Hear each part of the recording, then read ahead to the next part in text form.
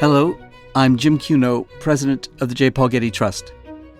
Welcome to Art and Ideas, a podcast in which I speak to artists, conservators, authors, and scholars about their work.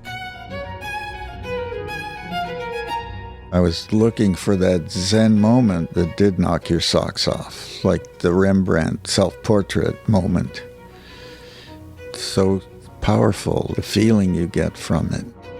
In this episode, I speak with architect Frank Gehry in the second of several conversations we recorded together.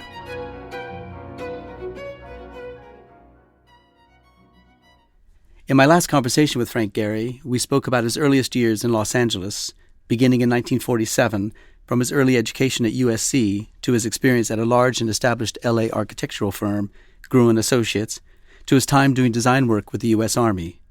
Over the years, he started a family and established a close network of artist and architecture colleagues. In 1964, Frank designed a residence and studio for graphic artist Lou Danziger. The Danziger Studio, as it came to be known, is often considered his first original design and marks his break from traditional architecture. Who am I to talk? We picked up our conversation over lunch in his office, where we talked about the next period in Frank's career, including the design of his 1978 house, the so-called Gehry House, the project that brought him widespread notice and some not altogether positive attention from his neighbors in Santa Monica. All right, so in 1969, 5 years after the Danziger Studio project, you published a commentary in Designer's West magazine. It was characteristically blunt, and it opened with the following statement. Architects mostly practice in fear of clients, and thereby compromise the quality of their service. And then you went on to say, our architectural vocabulary is better than our clients. Our visual intellect is more highly evolved. We are the experts, and that is why we are hired. I want to provide services at my highest possible level, and to do so, I have to deal with the real issues. I have to question every facet of the client's problem to be solved, and finally assume responsibility for my solutions. And then you gave your views about transportation and housing and the values of the architectural profession. It may not have been a manifesto, but it was a bold pronouncement for an architect with only a few independent projects to show for himself. Some of those things I talked about became true. I'm sure they like did. The car, I think in there I said there would be pools of cars and you'd just go to the pool and get in the car, like the bicycles now are. The other thing I talked about in there was the power pack, because it was right at that time we were working with Irwin and Rauschenberg at LACMA with Garrett Air Research on Skylab. It was arts and technology. Technology, right, with Maurice Tuckman. With Maurice, right. So it occurred to me that the biggest problem in building, I was still at the level of single houses or apartments built out of wood frame. And you built a house, you built a building, and then the wood frame's all up, and then in comes the plumber and cuts holes in it, and then in comes the electrician and drills holes in it and puts metal tape holding the thing together. And somehow it seemed like a waste of human energy to be building something and cut it all up and then having to hold it together with tape and stuff. And it occurred to me that if we could separate the shelter part of the building as a unique self-sustaining piece that you don't tear apart, and that it created the opportunity for it to be almost anything. It could have been plastic, it could be wood, it could be chop suey, it could be anything. And it allowed more aesthetic freedom. And then you have a power pack, which is separate, which isn't made by the contractor, which you buy from Hewlett-Packard or at that time, or somebody who created this power pack. It stored the power, had the lighting. You could connect with fiber optics.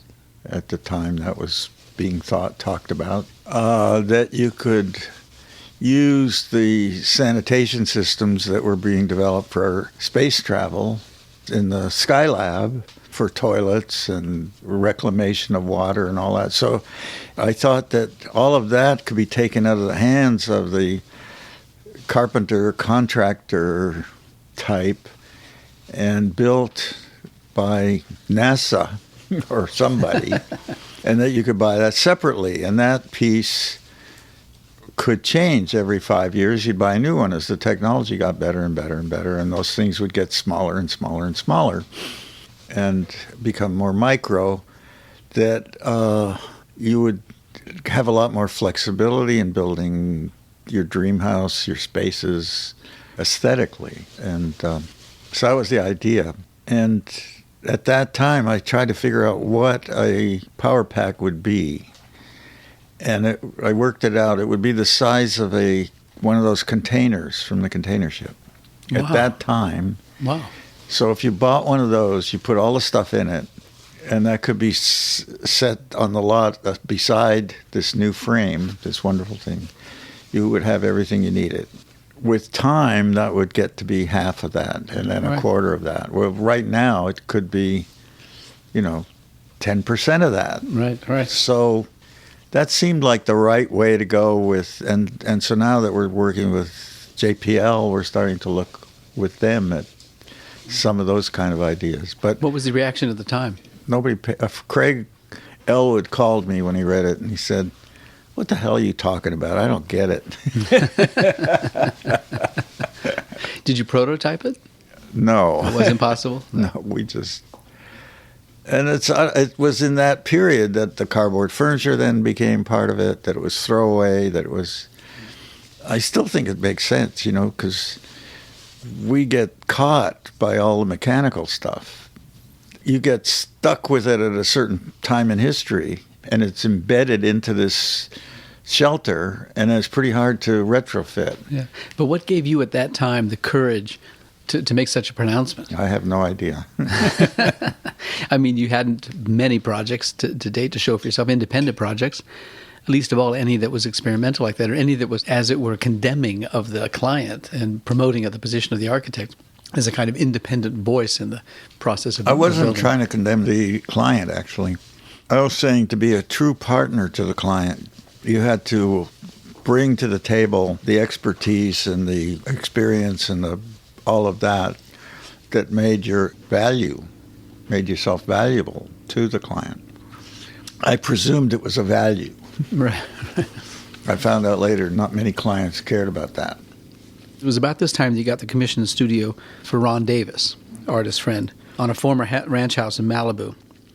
The house, as I look at it anyway, is a smart and seemingly simple, but in fact a dramatic, largely open loft-like space that provided Ron Davis with rooms for studio, art storage, and living quarters. The building, for those who haven't seen it, is made of corrugated steel, and it sits on a high hill above the Pacific Ocean, and it looks as if it's slicing through the landscape like a knife. How important was that commission for you at that time? Was that part of your growing confidence?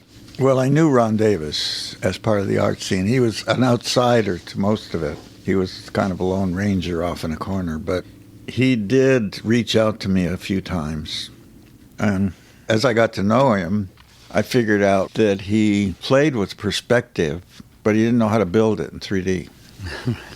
That he could do these beautiful drawings with vanishing points and all that. But to build the object with that, he didn't get it.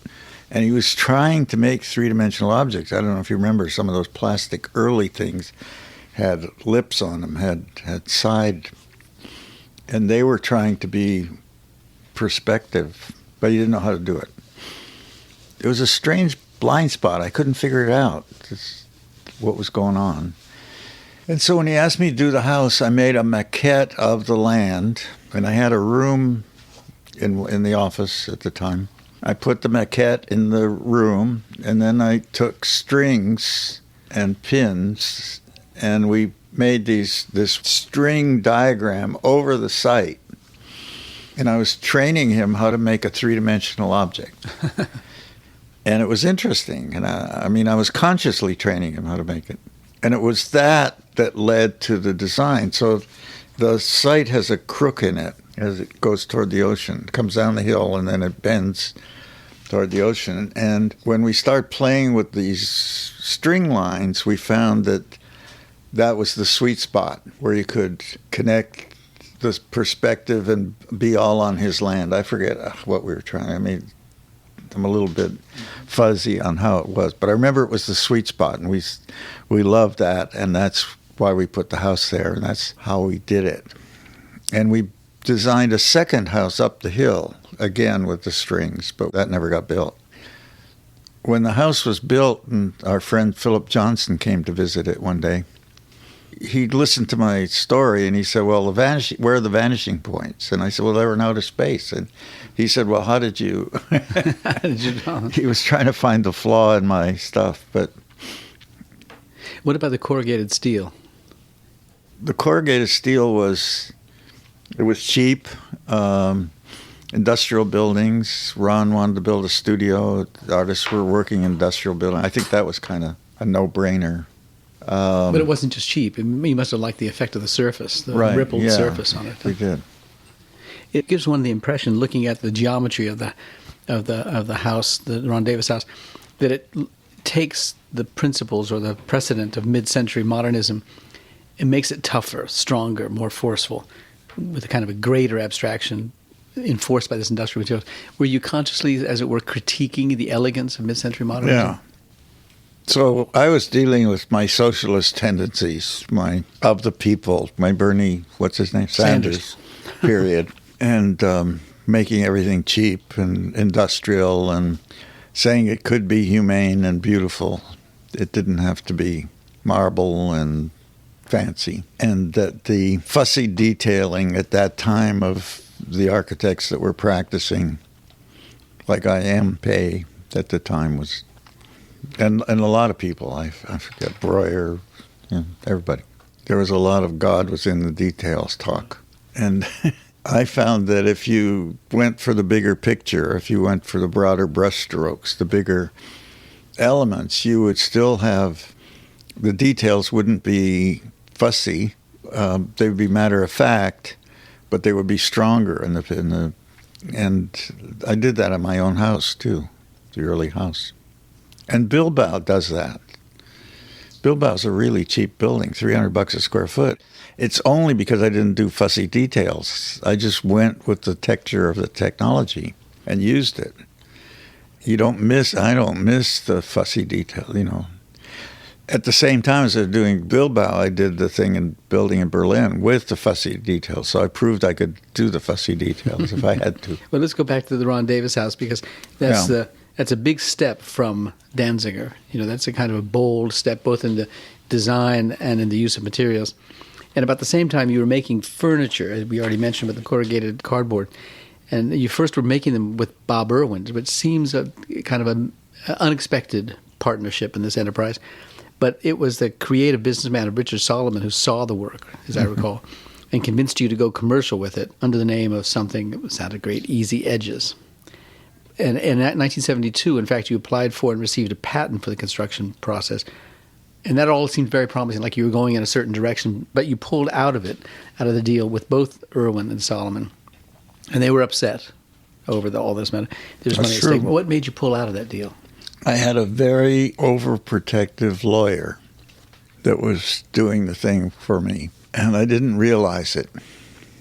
Maybe you've had that happen in your life, where somebody you love dearly overprotects you to your disadvantage? No. You haven't had that? Maybe my parents.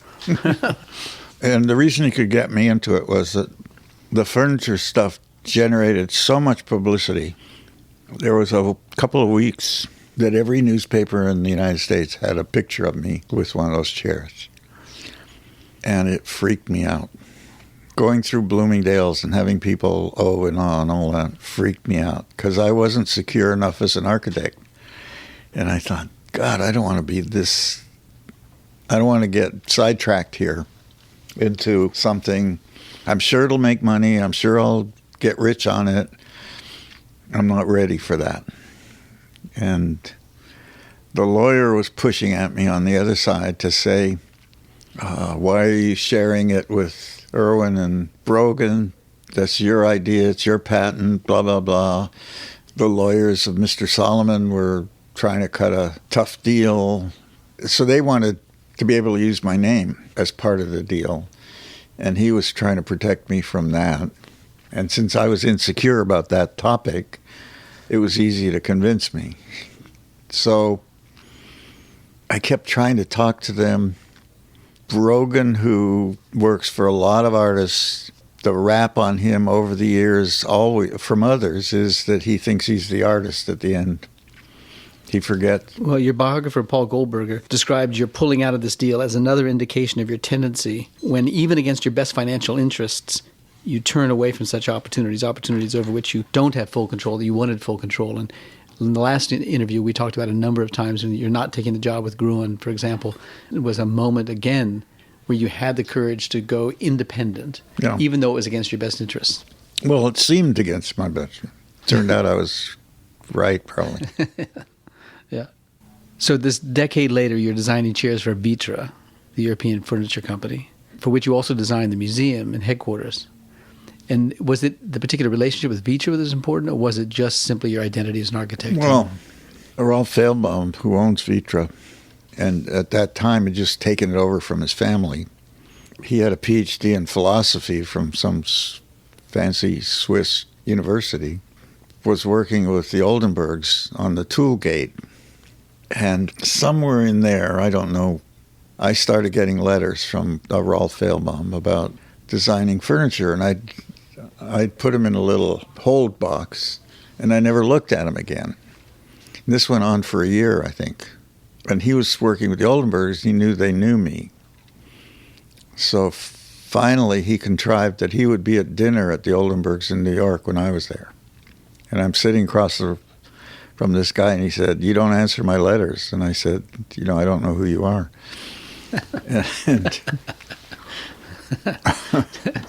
So nothing personal. You simply didn't know who he was.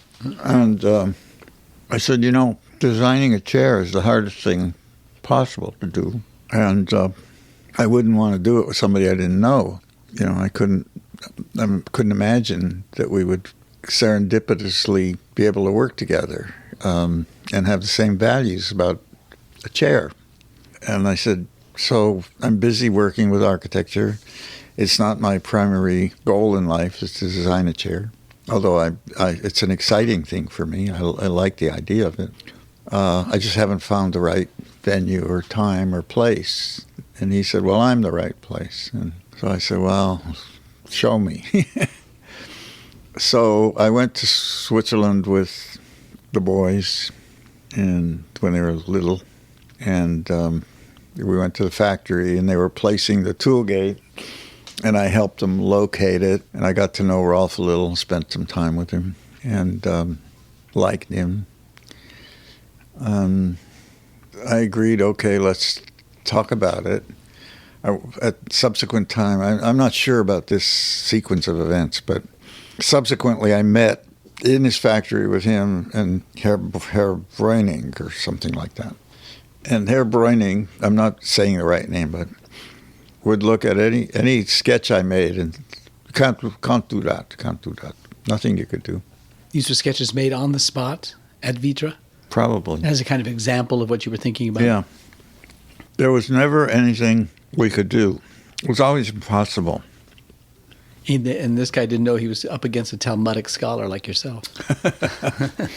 And so we would have these frustrating meetings, and I got to know Rolf, and finally he said, well, maybe you should just do the building. So then I did the building, and we kept trying to do furniture, but it never worked. Herr Breuning always was in the way. I always laughed with him. I would do it. If we had a meeting now, we'd say the same thing. So you went other directions. Well, let's get back to L.A. In the late 70s, you designed the print publishing studio for Gemini GEL, run by your friends Stanley Grinstein and Sidney Felsen. It was another artist project. It's where, at their place, where Ed Ruscha, Ellsworth Kelly, Jasper Johns, David Hockney, Richard Serra, and so many other artists made artist prints. But stylistically, in terms of shapes and volumes and the materials, it was radically different than the Danziger and Davis studios that were a decade earlier. It was plywood. It was plywooded, and it was breaking out of forms. It was constructed. It was this idea of an assemblage of different shapes and sizes. But it was forced perspective, so it came out of the Ron Davis house. It was because I was playing with perspective with Ron, too. And I don't know what the date is with the Ron Davis house.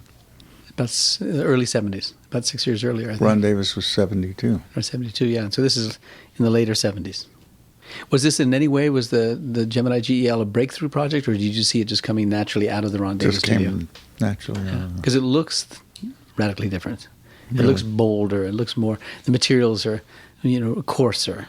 Yeah. or more vulnerable even. Yeah. And they are. And they've had trouble with it. They've had to replace the plywood a few times. But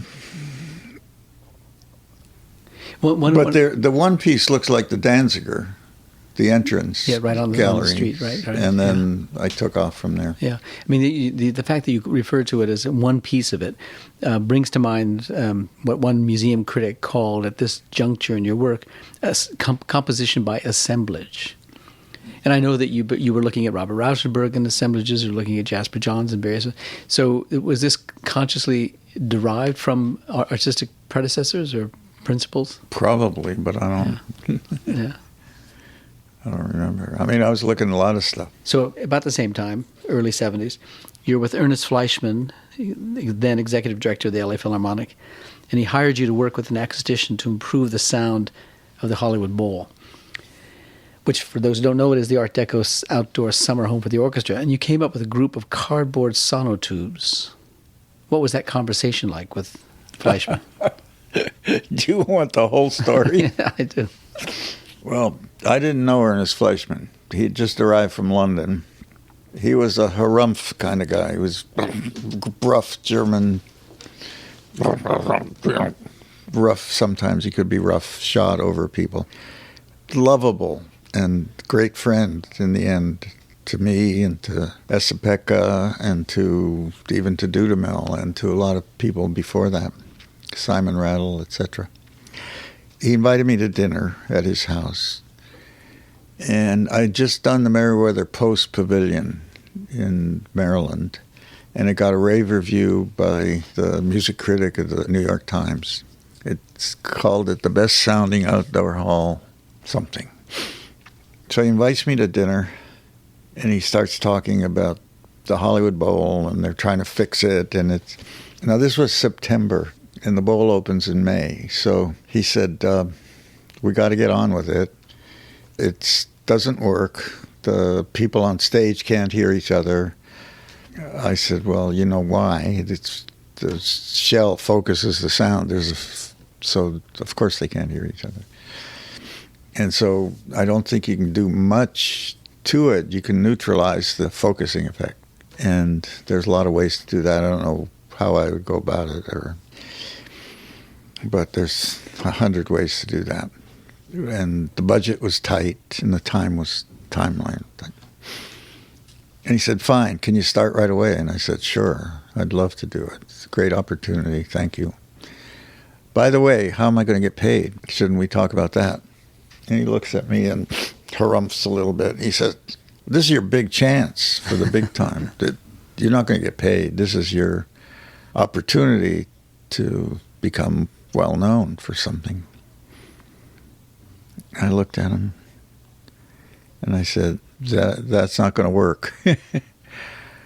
I said, Ernest, Beckett has done the Music Center, and they have a big firm. Pereira has worked on museums, and they've got a big firm.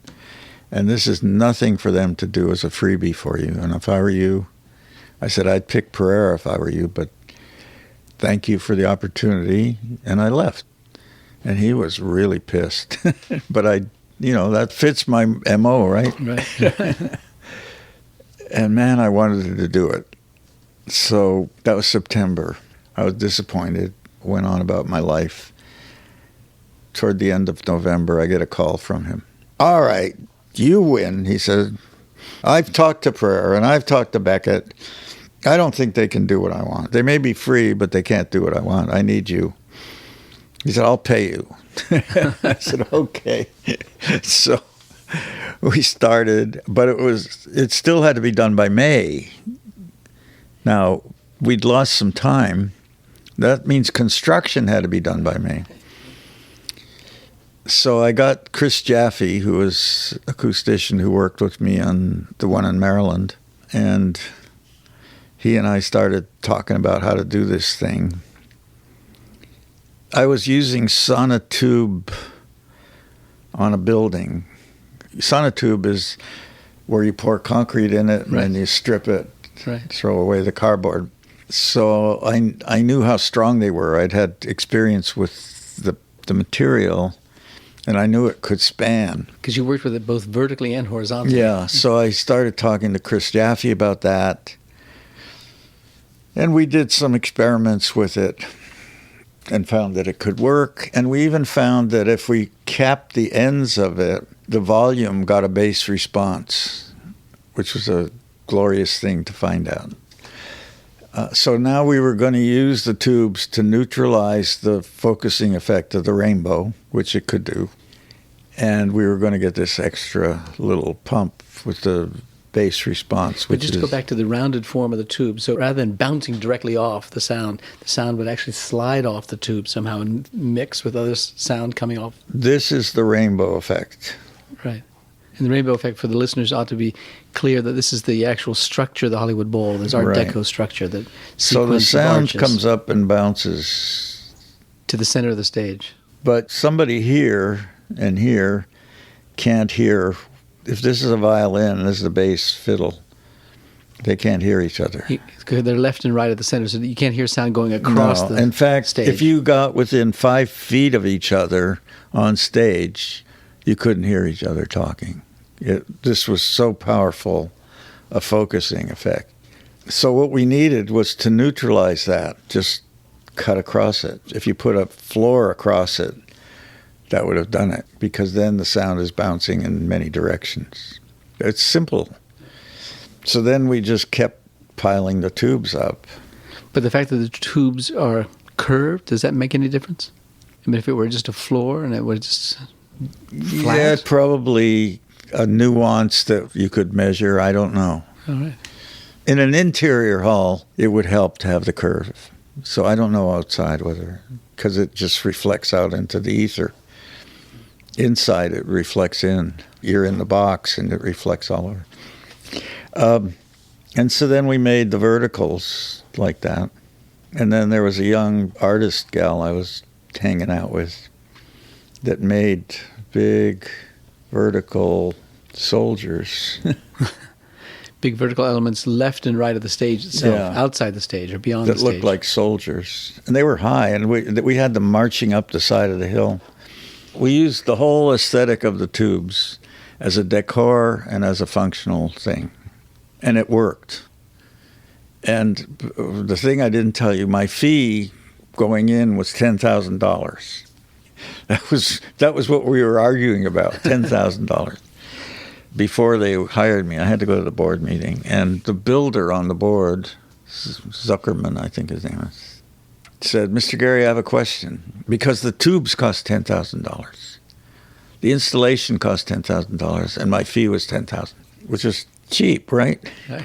And this character says to me, isn't it unusual for an architect to be paid the same amount as the construction cost? You know, I wasn't fast with the finger at that time, and he was a nice man, I found out later. He meant well, but so it was really cheap. We got it done, and it worked. And that was the first year. By then, I was getting to be very friendly with Ernest, and he would invite me to all the concerts, which I loved. And I would sit in his box, and he had a telephone in the box. And here's the bowl going up the hill. And his box is here. Uh-huh. In the second tier, as it were. Yeah, and he had a telephone line to the sound guys that were here. And I would sit there during the concert, and he would get angry about something, and he'd call these guys. You got to push the sound and blah, blah, blah, blah, blah, blah. And then you'd hear the sound system changing. And then Olive Barrett, who was the board chairwoman, when she heard all this going on, she walked all the way back to here. To the very back of the audience. And it wasn't balanced. And so she'd come here and tell Ernest, nobody can hear anything back here. So Ernest would call these guys. They'd change the thing again. It was Keystone Cops. And Olive was in it, and Ernest was in it. And I witnessed that for several years. It was hilarious. And they never got it right. You could never get it right. And I remember once there was a guy from England, from London, Decca or something like that, a sound engineer that they brought over for one summer.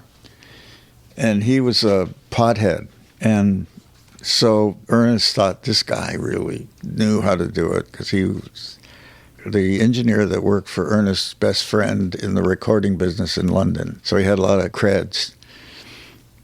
And so when this thing was going on, I walked back here and sat in here for half hour, and he was smoking dope. And Ernest was calling him, and he was pushing the dial. And I said, "What are you doing?" He said, "I don't know." Well, let's get back to your house. So in 1967, as you were working on the studio, Davis Studio, you struck up a relationship with a young, beautiful, and confident Panamanian woman named Berta Aguilera. Berta was interested in an opening you had as an office manager in your small firm, and after some initial confusion, you offered her the job, and she took it. And 8 years later, the two of you were married, and a year later, you had a son, Alejandro. There was now a practical reason to look for a new place to live. And it was Berta, because you were busy, you didn't care. Berta went out to look, and you were busy still with the Rouse Company at that time, the projects, right? Yeah, probably. And they had you working on the Santa Monica place. Maybe. Big commercial place. Yeah. Project. And it was important for your career because you used on that parking garage chain link fencing. Right. With great 2-story high letters that pronounced Santa Monica place. Right. Kind of an Ed Ruscha look to it in a certain way, right? So that was going on, but there were compromises on the Rouse project, the Santa Monica Place project, the commercial project. Berta was looking for a house. She finds a Dutch colonial house painted pink. And she said when she went through it the first time, she said, "Frank can do things to this house." So you bought this house for $160,000 in Santa Monica. Exactly that. That was a lot of money at the time. I figured it out. It's $650,000 today's dollars. Really? And you had to put $40,000 down in the house, and you borrowed it from Fred Wiseman. Exactly. Yeah, right. The whole money. So you were in the house without putting any of your own money in, but you were in debt to Fred and to the bank for lots of money. And then we put $50,000 into the house before we moved in. We had to do stuff. Because I didn't move in until we did the house around the house. Right. My mother was alive at the time, and she took Berta was pregnant. She took Berta aside and said, "Honey, you know who," and she meant my ex-wife. When she wanted something done, she would just go do it, and then he'll live with it. So my advice is get a realtor and get the house. So that was my mother's doing, because Berta isn't the type that would have done that on her own. I looked at the house, and it didn't have a normal kitchen. There was stuff about it, and so we designed the house around the house, which I'd done once before in the house in Hollywood that's for sale now, by the way. The office was at a turning point. We were out of work, and there were 6 of us in the office, and we decided to pool our money, and we bought a house in Hollywood together, and we remodeled it and sold it, and that's how we got through the year. And it was the same. I built a new shell around the old house, and the space between in Hollywood turned out to be the vertical circulation. In Santa Monica, it was to build a real kitchen. When I looked at it, I could build 14 feet on the Washington Avenue side. There was left of setback. I could come out another 14 feet.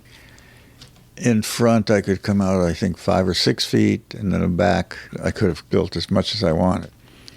So I came to the max in the front, came to the max on the side, and then just enough to create a passage behind, and made a kitchen and a dining space, and then opened up a bedroom in the back, made it a little bit bigger, so that there were 2 bedrooms.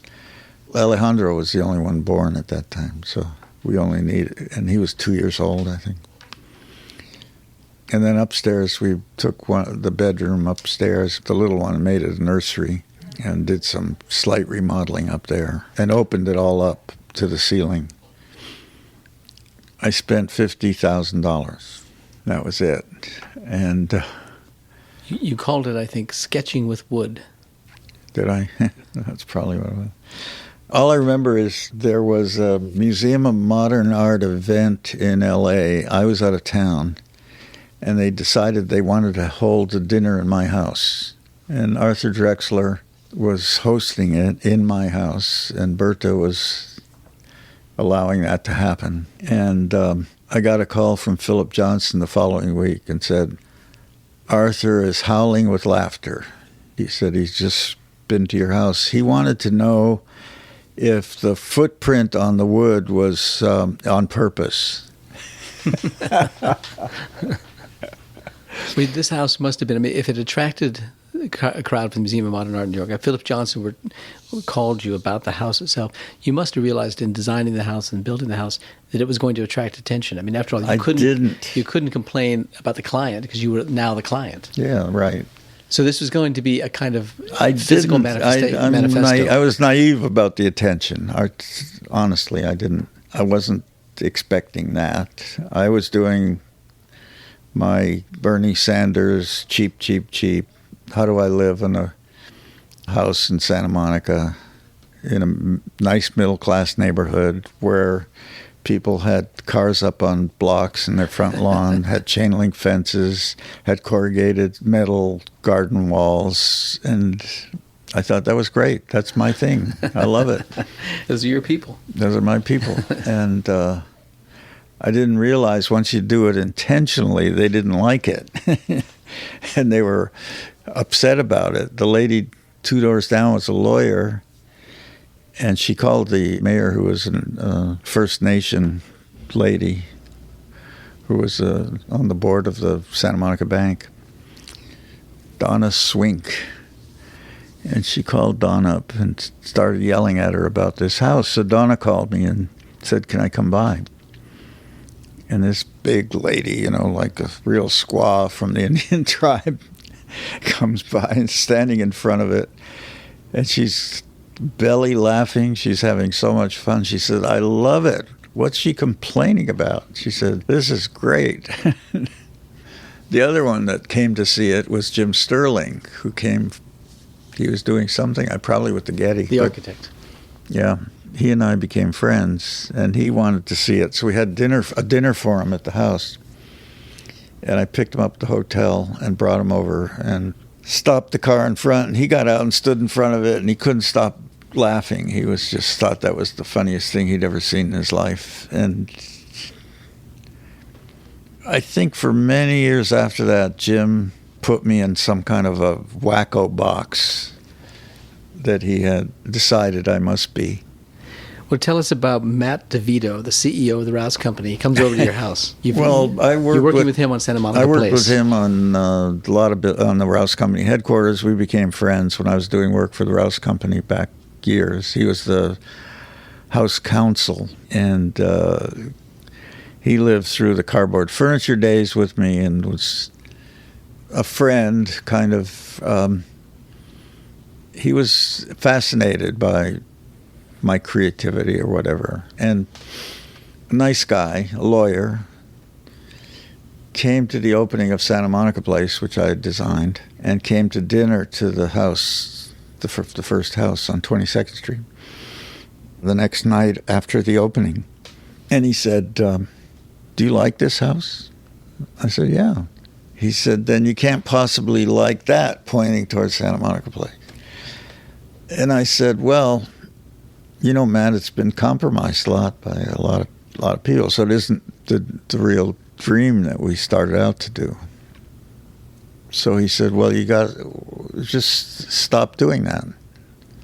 Because at that point, they were just hiring me to do another big project. And I'd had meetings with his staff about it and told him I didn't want to go down that road again. I said, if you really want me to do it, we've got to collaborate, and I'm a good listener and all that, all the stuff you tell.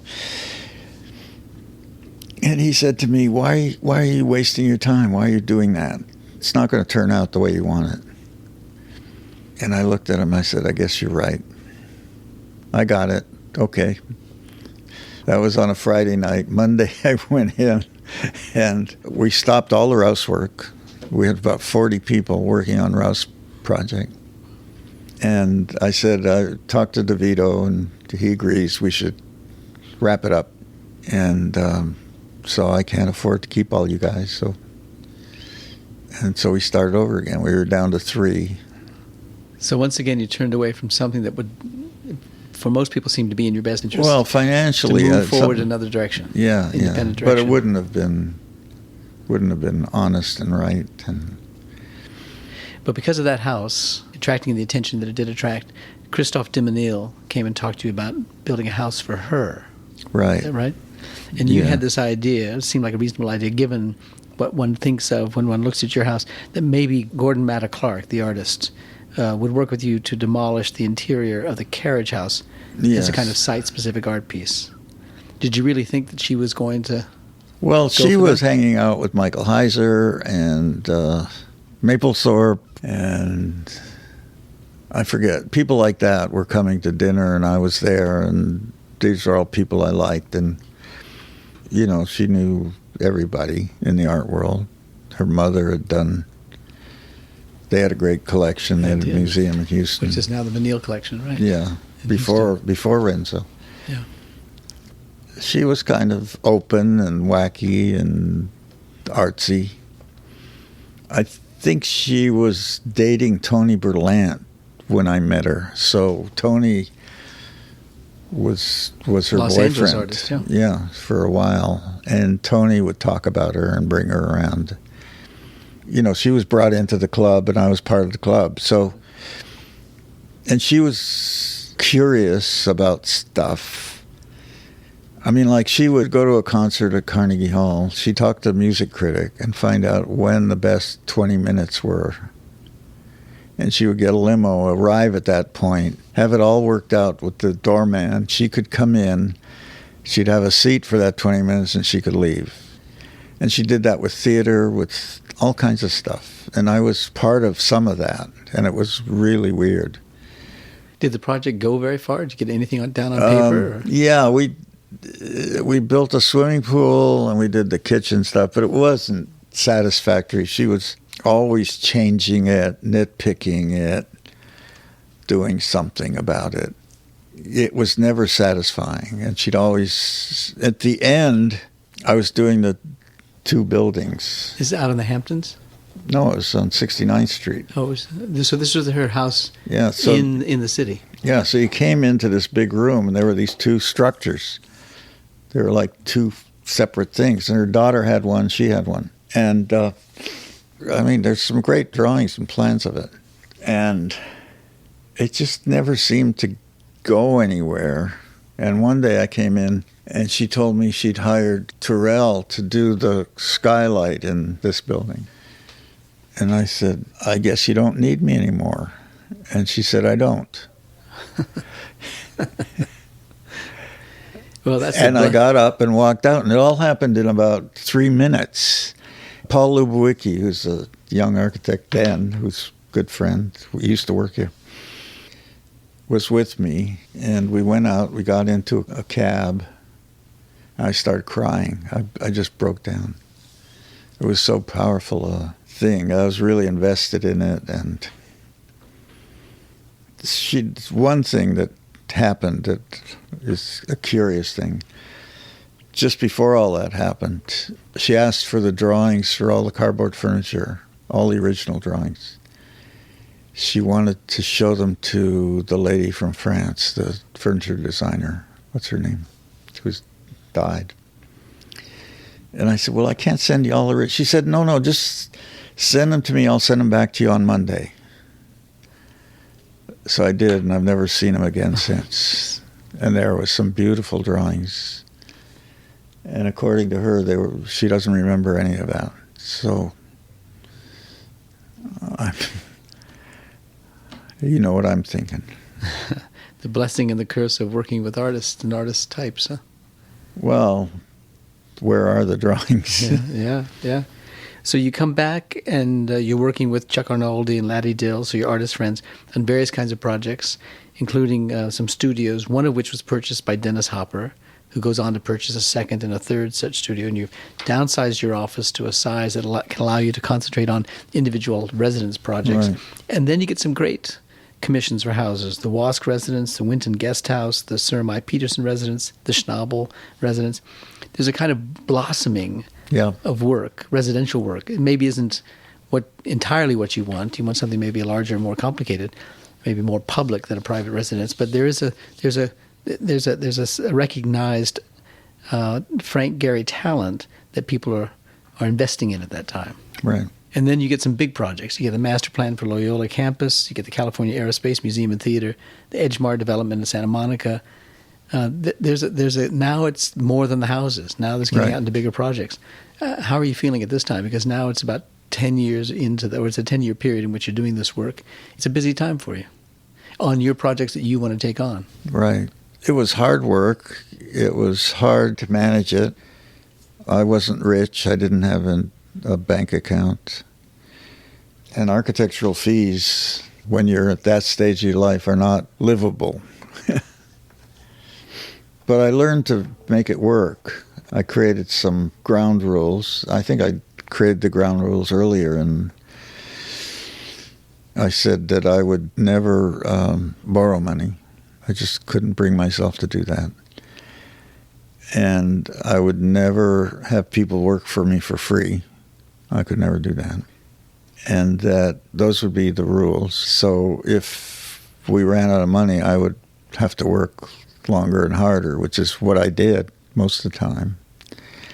I had Greg Walsh became part of it, and so, he helped me a lot. He didn't care about the money either, so he worked hard with me as a partner in it. So between the two of us, we'd get things done within the fees that we got. I mean, this is the 70s. This is a decade in which you really are identified as an important architect. Commissions are coming your way, but you're building a practice. You're learning how to do it, how to manage the affairs, and so forth. And then a big project comes along that you thought of as likely to be your project, and it's the Museum of Contemporary Art in Los Angeles. You were involved with a number of the artists who were involved in the planning of the project. You were invited to meetings at Marcia Wiseman's house. Yes. You had every expectation to think that this was going to be your project, and then they give it to Arato Isesaki. It must have seemed like you were on a trajectory that was moving forward rapidly and upward rapidly, and then this disappointment hits. Well, it wasn't exactly like that, because that suggests that I was devastated. And the thing you should know is I was never presumptuous about that I would have that project. I knew Max Pilevsky pretty well, and I knew he didn't like my work.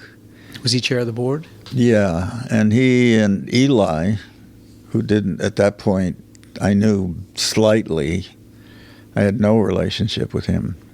And my only relationship was with Marcia and Fred, where I did all the front-end work for them. I studied the Pan-Pacific site. I did a lot of free work for them when they were gearing up for this, of where they should put the museum. So it seemed like that was inevitable. Then there was a artist meeting that Marcia convened at Dwayne Valentine's studio on Market Street, and I wasn't invited. And I asked Marcia why I wasn't invited. She says, well, you're an architect. This is an artist meeting. I said, okay, I got it. So at that meeting, and I had many squealers that called me up the next day and told me who said what about me. And so it was Moses and Graham and Irwin, and they all said, well, we don't want Gehry. He's trying to be an artist, and we want to design it. It's our turn. And they were going to design it. The strongest spokesman was probably Graham, because I'd had a Graham knockout before. The sculptor. He kicked me out of a job before.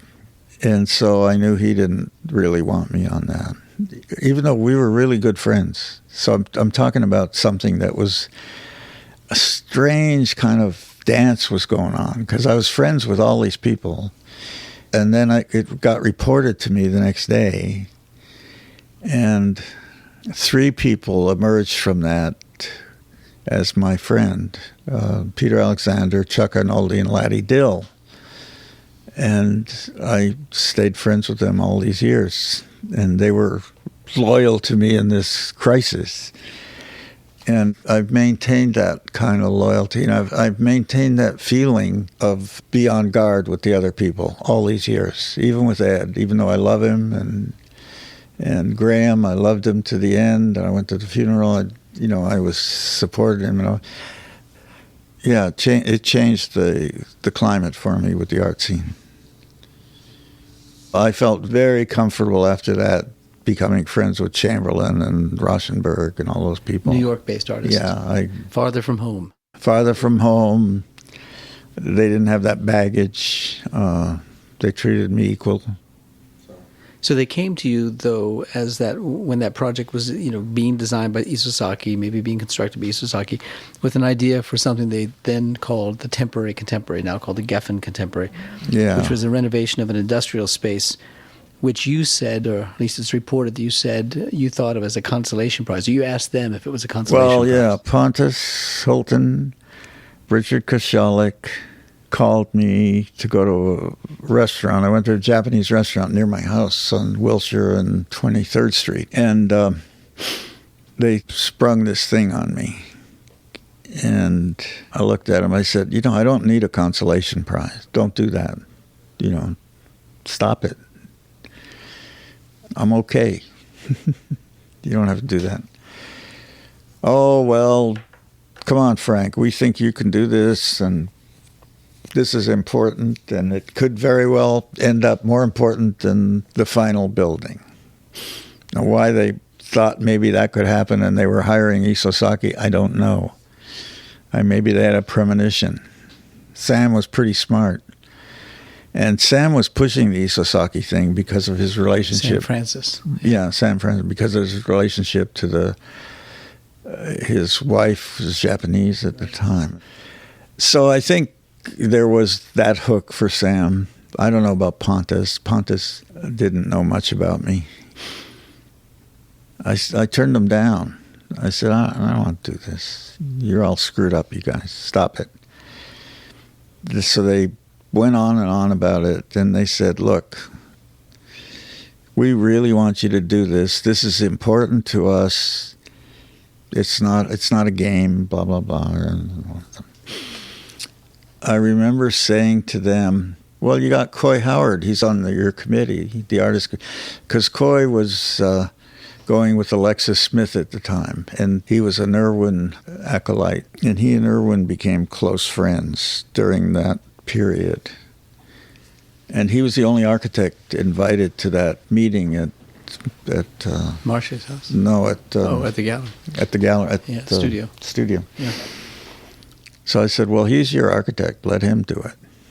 No, he can't do it. We won't. That's not going to happen.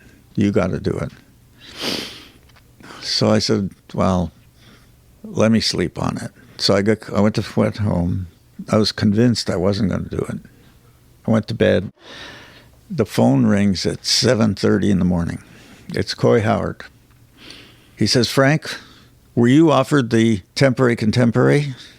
I said, why? What's it? Why do you want to know?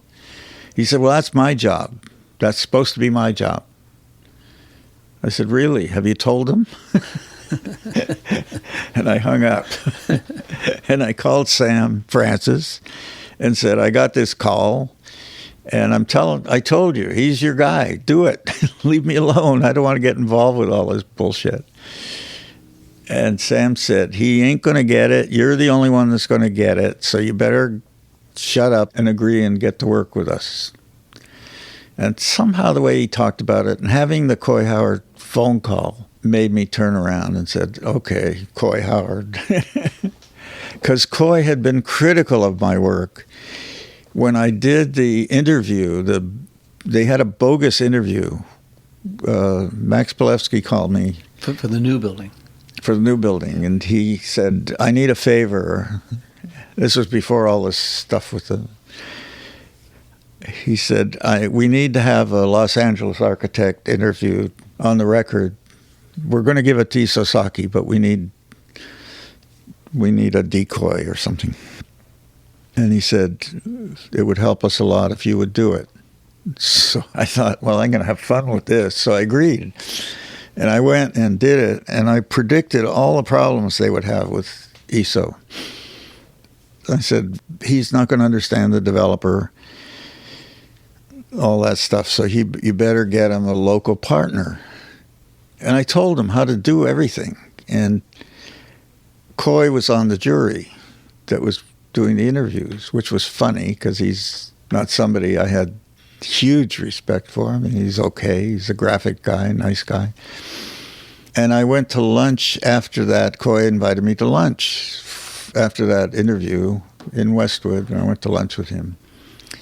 And he said some very unflattering things about my work. He said, well, your work is really going downhill and blah, blah, blah. So he was being a little bit playing loosey-goosey with me. So I think it's because of all that when he called me, added insult to injury, and I thought, screw you, asshole. And the irony is the Temporary Contemporary became a great success. Yeah. And people still think of it as the great space in Los Angeles for contemporary art. It has the kind of rigor that one needs for contemporary art. And they've had fantastic exhibitions there, whether the great big single artist exhibition like the Richard Serra exhibition or whether it's group exhibitions. It is a building that people hold fondly in Los Angeles as a venue for contemporary art. But it shows you that preciousness in designing museums is not necessary. I mean, there's a lot of flexibility in designing museums. Yeah. So at about that time, as that all gets resolved and Temporary Contemporary is built and opened and MOCA is built and opened, and so you have an exhibition at the Walker of your work, the Walker Art Center in Minneapolis, 1986. Characteristically for you, it wasn't only a show of models, drawings, and photographs of your work, but it was, in effect, one of your projects. I mean, you made a group of structures in it that actually shaped the experience of the exhibition itself, the way people moved through the exhibition. That must have been a big turning point for you. Maybe a risk also, but a turning point. Yeah, that was Mickey Friedman who curated that, who I kind of knew from the art scene, because I used to go to Minneapolis, but I didn't really know her personally. I mean, I'd met her, but I knew what she was doing and knew about the Walker. So it was a big deal when she called and asked me to do it. It was very special. I can remember I was very moved by it. And I went back and met with her, and she came out and met with me, and we had a lot of meetings. Martin was not involved, and I knew...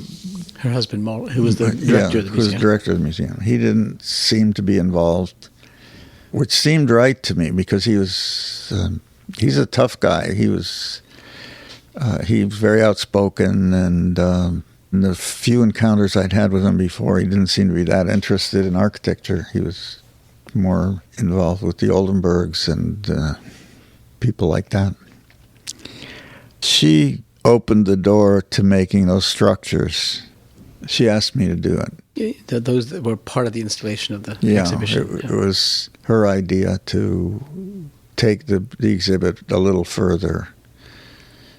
She had a good sense of stuff because you could, just looking at the models that were around at the time and the drawings and the photographs of buildings, there wasn't enough there to give anybody that hadn't been to one of the buildings a feeling. And she wanted somebody to be able to sense what it was like to be up against or near it, I guess. And so it was obvious to play with the cardboard and to make that anechoic room, so to speak. I actually think that little room was one of the best things I've ever done, that cardboard room. It just flowed effortlessly out of what I was doing. And then I'd already started talking about the fish and had made the one for the Italian fashion house for a show at the Pitti Palace, the wooden fish that's 35 feet long, that Cinecittà made, that has fins and eyes and all kinds of kitsch parts to it, but that when you stood beside it, it moved. You felt it was moving. And there was an art director at the time and that came to the show. It was in Torino at the Castello di Rivoli. It was the first show in the reopening of the Castillo de Rivoli. And I had a room with this fish in it. And Rudy Fuchs was standing beside me. From Amsterdam. Yeah. I knew him as a very judgmental guy, and because Kosha and Klaus had talked about him. But he was standing beside me, and he said, "Did you see that?" I said, "What?" He said, "Can we have a coffee?" And so we went downstairs, and he said, "It moved." I said, "Well, I'm searching for a sense of movement in architecture. I've turned to the fish as that, because the fish is 300 million years before man. And I thought that postmodernism was looking back to the Greeks, and they could look further back if they wanted to. Why stop at the Greeks? If you're going to go backwards, let's roll it back."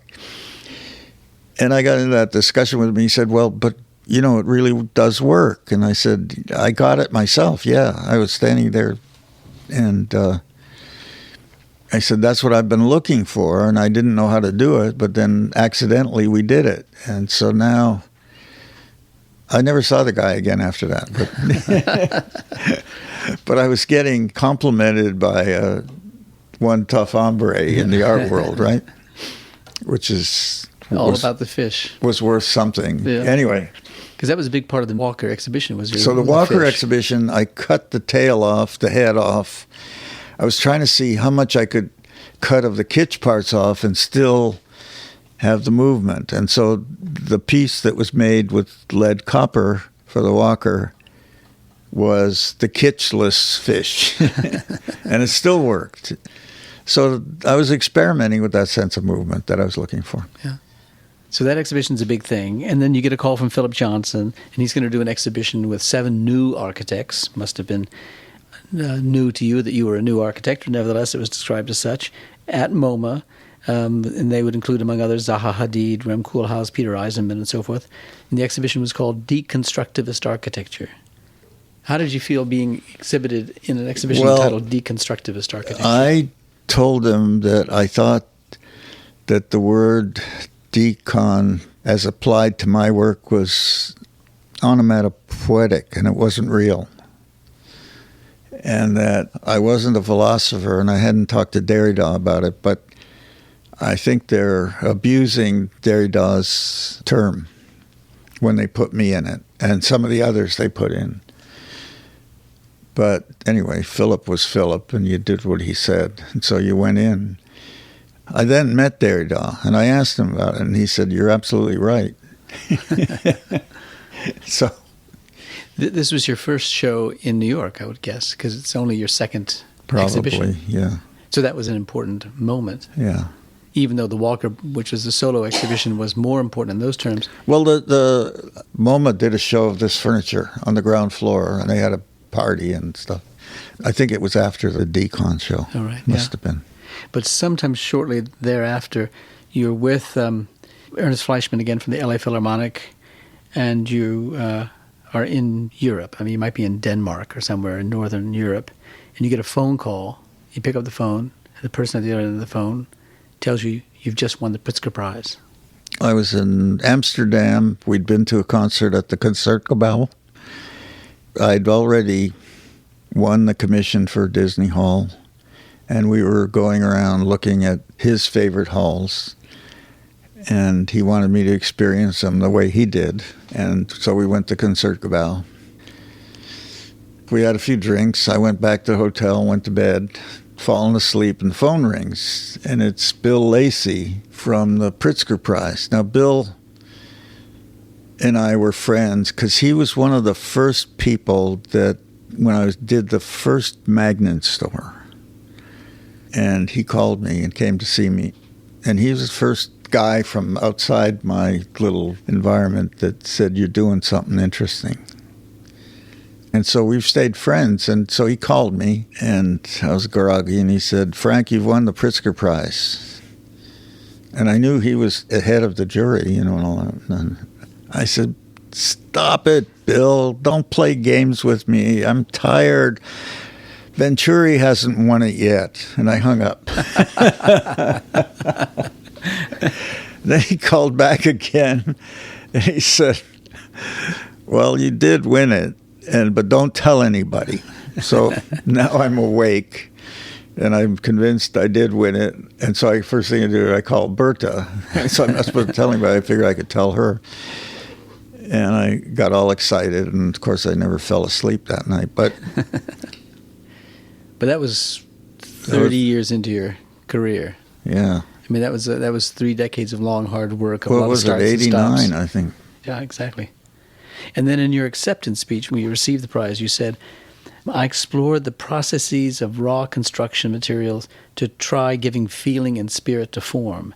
In trying to find the essence of my expression, I fantasized the artist standing before the white canvas, deciding what was the first move. I called it the moment of truth. So I think I was trying to find... I mean, I realized it was about feeling, and I was trying to find the way to express it and the way to conceptualize. How do you do it? I didn't necessarily want to talk about it. I just wanted to make it a part of my gut that's what I was doing, that I was looking for that Zen moment that did knock your socks off, like the Rembrandt self-portrait moment. So powerful, the feeling you get from it. And I was looking for that. And I was talking about it at that time in the Pritzker, because the day I got the Pritzker Prize, we were at Todaiji in Japan.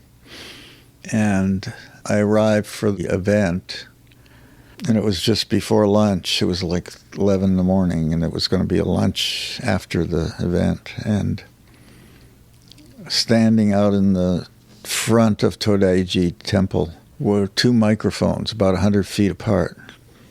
And one of them had Kenzo Tange doing an interview. And the architect. One of them had Frank Gehry doing an interview, and we weren't talking to each other, and it was about the same prize. And then we got inside, and we sat down. It was a long room as part of the temple. It was narrow. It was about this wide, and with seats. It was like a church. And I was sitting next to Kenzo Tange and Jay Pritzker. And, of course, the Pritzkers wouldn't pay for a simultaneous translation. You know them. So Kenzo's talking, and the translator's whispering in my ear. But I hear him, Todaiji, Todaiji, Todaiji, Todaiji. And the girl's telling me, he's saying, Todaiji is the greatest this, the greatest that. And this has nothing to do with Frank Gehry. He ended it. And then he said, Pritzker Prize, Pritzker Prize, Pritzker. I could hear him talking. And she's translating. And he finishes that diatribe, and this has nothing to do with Frank Gehry. And then they give me the microphone. It's my turn. And I turned to him, Tange, and I said, I guess I'm going to have to work harder. How I managed to be that calm and collected about it, I don't know, but sometimes it works. And I then gave that little speech that I prepared and didn't prepare. I didn't prepare it, but on the flight over, Bill Lacey and Carter Brown were on the same plane with me, and they started. There's a whole process that the Pritzker guys started of harassing the laureate the same day. And then Renzo and I were, in the recent years, were given the job to harass the people. But so I'm on the plane, and Carter says, have you got your speech ready? I said, no. I said, I just have to say thank you, right? He says, no. He said, this is an important speech, probably the most important speech of your life. And I said, well, you know, I'm not very good at writing speeches. I'll do some kind of an outline. And then Lacey starts in on me about how important the speech is. By the time I got to Tokyo, it was the evening, and we had a little dinner the night before. And then I went back to the Ryokan. And by then, I was getting scared about this speech. So I got up at 6 in the morning and wrote a speech. And that's what came out. I don't know how. Well, it must have been a confirmation of all that you had had wanted of your architecture practice, that it be close to an artist's practice. It was a vindication of the sacrifices you'd made, the decisions you made.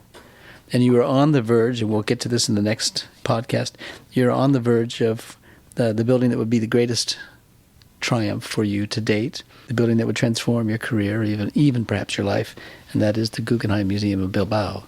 And I know that there are buildings before and buildings after, but we'll look at that next time. Okay. So thanks again.